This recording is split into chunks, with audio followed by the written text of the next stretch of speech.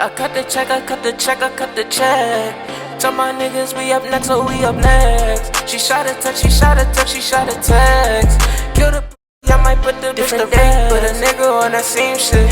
I've been ballin' with my niggas, Kevin Cambridge. Oh, you drippy, but you better tuck your chain quick.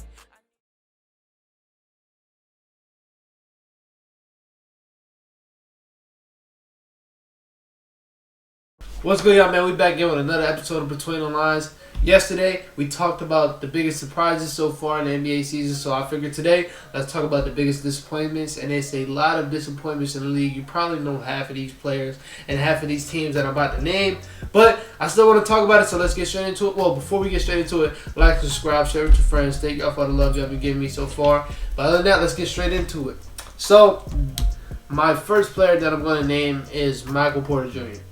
Now, if you've been watching me probably since I started uploading, which was last year in April, you know I've always been a big Michael Porter Jr. fan. I've always been a big Michael Porter Jr. enthusiast.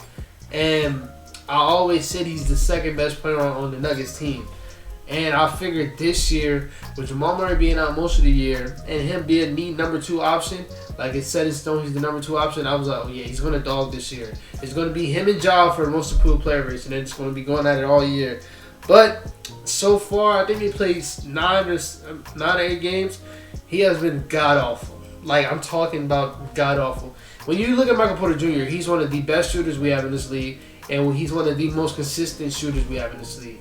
But this year, I don't know what's up with his shot, what's up with his confidence. He's only taking 12 shots a game. He's tied with freaking Will Barton. Will Barton's only taking 12 shots a game. I don't know why he's not taking like 18 to 19 while Jokic is taking 20 to 23.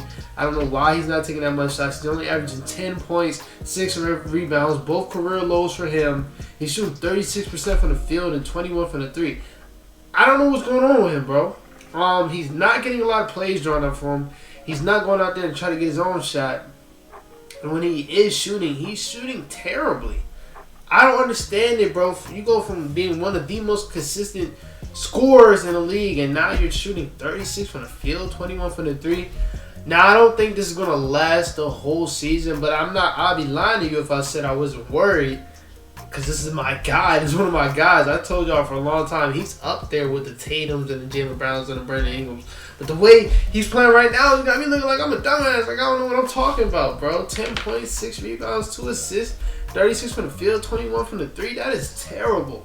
That is god-awful, man. I know he's way better than that. So, I'm pretty sure he's going to get it together. But, man, so far, it has been god-awful. It's just been Jokic. I ain't going to lie, Will Barton has been doing good this year. It's just been Jokic and Will Barton this whole year. But, next player. A player y'all probably already thought I was going to name. We just played him the other day. When I'm talking about I got 2 teams. The Cavs, we just played him the other day. Damian Lillard. I was expecting Dame to dog us. I was expecting that game to be the game where he ends his little drought and dogs us. He tried. He shot 27 shots that game. Only hit 10. We clamped that motherfucker up. I'm talking about everybody. I'm talking about from Darius Garland, Colin Sexton, Dean Wade, Jared Allen, and Evan Mobley. I can show you a highlight of all 5 of them clamping him up in a single possession. We clamped him up, bro, and he hasn't been getting clamped up the whole season. He just been missing shots too. Dame's also one of the most consistent scorers we have in this league, but he's shooting 35% from the field and 24 from the 3. One of the best shooters of all time, shooting 24 from the 3. I don't know what's going on with him. He's averaging 19 points, 3 rebounds. I'm not going to sit here and act like he's having a terrible season. The one thing I can say about Dame is he can see that his shot's not getting together, but I watched the whole game on Tuesday or Thursday or Wednesday. He was playmaking a lot, and he has been playmaking this whole year. He averaged at 9 assists a game. So he sees that he's not really doing good scoring-wise, and he's playmaking, so I can only agree with that. I like that, but I don't know what's up with Dame, bro. 19 points, bro. That's a long time low. Dame ain't averaged under 20 in like 4 or 5 years. So I'm not gonna be like one of these dumb Twitter dudes that's gonna tell you Dame's washed or Dame's figured out. No, Dame's just he got to get out this slump. He is still hurt from that injury that he had in the USA Olympics. I think he had like a rib injury, and I think he's trying to play through it. I don't understand why you're trying to play through it. I think your team is decent enough to at least keep you on the play-in race. I mean, actually, I don't know. The West is deep. The West is deep. I don't know. But I think I think if he takes like a 2-week break, they should be good. They should be good. I don't think he needs to just come in and play right now. Because you can see, bro, it's obviously terrible. And he's out there sometimes just hurting the team out there chucking shots. Like, he did that a lot against us. And then he tried to take our 2 big men, not knowing that we are able to guard 1 through 5. Well, those 2 are able to guard 1 through 5 any day of the week. Shout out Frobley. Next, we have the Celtics. This is the team. We got the Celtics. Now, judging off that first game, I'd be lying to tell y'all if I didn't think the Celtics were going to go off. I'm talking about the whole season go off. And it's only 9 games. I'm not worried about it. But I was wrong, bro. But I was right about one thing. Jaylen Brown is their best player. I was right about that. He's their best player, bro. This team, like what Marcus Smart said that one post-game interview, he didn't say nothing wrong. He probably should have kept it within the team, but he didn't say nothing wrong, bro. He said it's no ball movement. It's just Jason Tatum, Jaylen Brown, ISO. Everybody else stand in the corner on some Dallas Mavericks type shit with Luka. Just everybody, y'all too, do your ISO. We'll stand in the corner, wait for the ball to come to us. And he knows that's not a way to win games. It worked for the past 2 years to get you to the playoffs, man. You can see why you don't do nothing in the playoffs. It's so easy to guard. Just got to guard them too. It's not going to work. So, he kind of got a lot of flack for that. But I don't think he said anything wrong. And I'm kind of happy that he said it because it's been something that a lot of YouTubers, not just YouTubers, a lot of people have been saying it for a long time, bro. They're so easy and predictable to guard. But when I said Jaylen Brown's the best player, I was right, bro. Jaylen Brown is, I think his bag's deeper. The way, many ways he can score is deeper. When you're guarding Tatum, bro, it's kind of unpredictable. Either he's going to post you up or it's going to be a sidestep. Nothing else, nothing less. Post you up or a sidestep. And he'll probably take it to your hoop a couple times in games. But other than that, it's a post up or a sidestep. And it's real easy to guard. I mean, I ain't going to say it's easy because I can't guard that motherfucker. But it's real predictable to guard. When you look at Jaylen Brown can score from anywhere on the court. Not saying Jason Tatum can't, but the way that Jaylen scores, I would say is a deeper range than Jason Tatum. I feel like, man, Jaylen Brown will mix you up. And it's crazy because I remember when Jaylen Brown came into the league, the motherfucker couldn't dribble, he couldn't shoot. And then look at what he is now. He's a perennial all-star, and he's a dog. But when you look at this team, bro, I understand they're gonna thank Jaylen Brown. Jason Tatum is the best player because he has had the better career so far. But I think they're gonna have to make a big trade to like change the direction of the franchise. But when you look at this franchise, they're gonna be stuck right here for a long time if they don't do nothing with Jaylen Brown and Jason Tatum. Because them two together, I don't think they can win.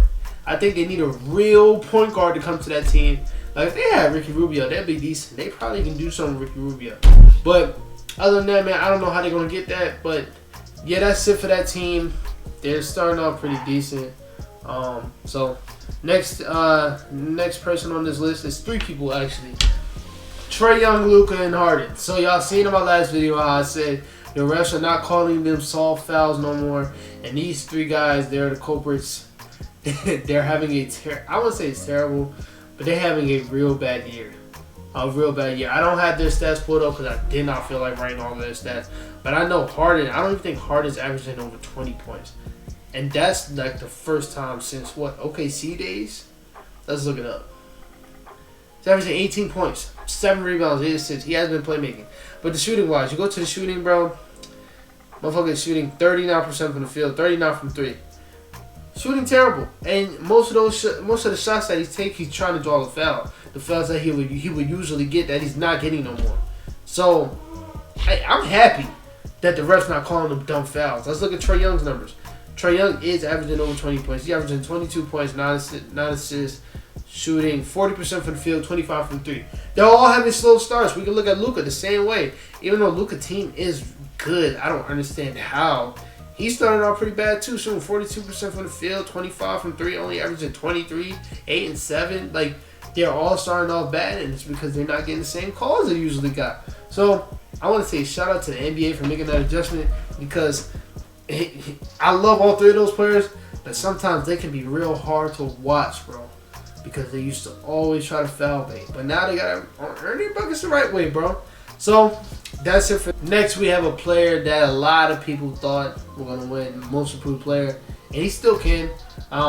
Kevin Porter Jr., I ain't gonna lie, he has been starting off terrible along with the rest of the Houston Rockets. He's averaging 13 points, 4 rebounds, 5 assists, shooting 40% from the field, 29 from 3. And this is the crazy part. Because when you look at those numbers, they're not bad.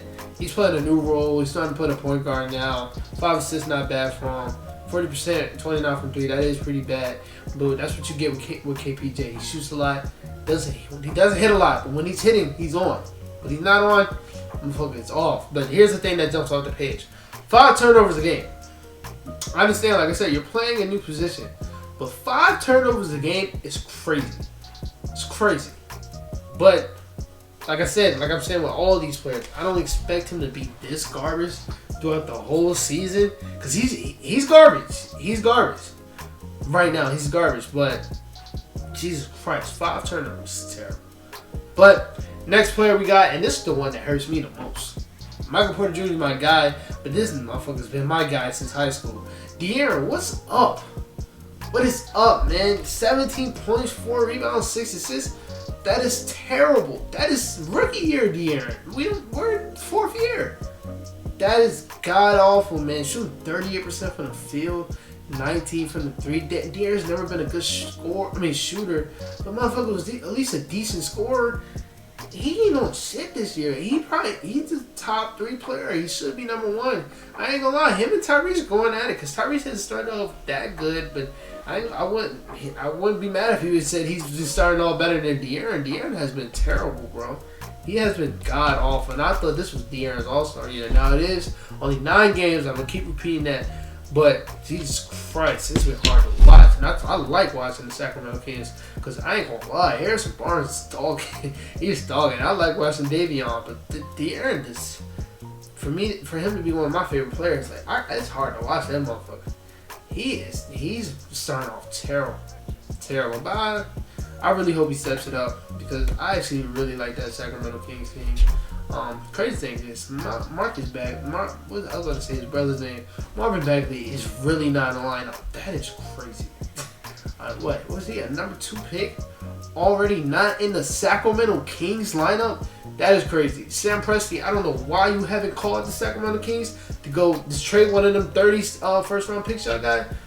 Do that right now. Do it right now. Because I still think what's his name? Marvin Bagley is pretty decent. Next, this is a player and a team. The Suns, they're starting off 4-3. It's not bad, but I feel like they're starting off really slow. It's a lot of close games that really shouldn't be close. Like the game with us, I love us. I love the Cavs, but the talent that they have, they were just in the finals. Man, matter of fact, I take that back. We're actually pretty nice, but still, they have started out pretty slow. Their guards have started out pretty slow. They're not really giving DeAndre Ayton the ball. I don't know if it's because of all that stuff that happened with him not getting his new contract, but he hasn't really been getting the ball. He had that 120-20 game, and then literally right after that, they just stopped giving the motherfucker the ball. And then Chris Paul's out here throwing out there and shooting stinkers. He's playing terrible. And look at the numbers. He averaging 12 and 12. It looks good. He's still playing terrible. If you watch the basketball, if you're not a stat watcher, he's been playing god awful. Devin Booker just stepped it up. I want to say it was last night or 2 nights ago. But he hasn't looked his best either. So hopefully they can get it back on track because I do feel like as of right now, they are the best team in the West. But last team, you probably already know. Lakers, bro. And I swear to you, if they didn't lose yesterday, they would not be on here. Because they've been playing pretty decent. I know we played the Rockets 2 times in a row. But it looked good. It looked pretty decent. But fuck, we let Shea dog us yesterday. And he showed that he didn't respect us at all by shooting a logo 3. This is Shea Gilgeous-Alexander I'm talking about. A person that's not really a good shooter. He shot a logo 3 with 15 seconds still on the shot clock. This showed he had no respect for us. He had no respect for it. A.B. Bradley was sagging off so far. He's like, all right, bet you don't got no respect for me, bet fuck you. Drained the 3. We lost to them again, giving up another 20-point plus lead. What the hell is happening? And then LeBron is hurt. Yes, I said hurt. I don't believe it. I don't. You have an abdominal strain, and it takes you a week or two to. I don't believe it. And I'm happy that he's not playing because this is a time where Russell Westbrook get that confidence up, and this is why we brought you here because we know you can win games when LeBron's off. It's just when that motherfucker is on, I don't know what you're doing. Are you standing in the corner or not? But when he's not playing, yes, you can go out there and win some games. You and AD should be allowed to go out there and win some games, but you cannot lose to the fucking Thunder twice. That's terrible. It's the Thunder. They have 2 wins. Guess who their 2 wins are against? Us. It's like, come on, man. Come on. I had to put you on this list, man. We not even playing Wayne Ellington. Why is he not starting? Why is Kent Bazemore starting? I thought Wayne Ellington was out. I seen him in the warm-ups the other day. Why is he not starting? We need shooting in any lineup. I don't care if LeBron's not there. I don't care if Russell Westbrook's not there. We need shooting. This is a shooting league. And he's not playing. Our best shooter not playing. What the hell? Why are we still out there running AD and Dwight Howard lineups? Why? Why is AD and DeAndre Jordan on the court at the same time? Why do we even have them 2 on our team? Like, come on now. Come on now. Like, we got to get it together, man. Frank Vogel, fix your rotations. I can't wait till Taylor Horton-Tucker comes back. What's his name? Kendrick Nunn comes back. Because I feel like it's going to be better. But other than that, man, my battery's about to die. So let me get this outro out the way. This is it for this video. Probably be back tomorrow. I'm trying to think of another series. But now, let me know how you like this list. I will talk to y'all later. Peace out.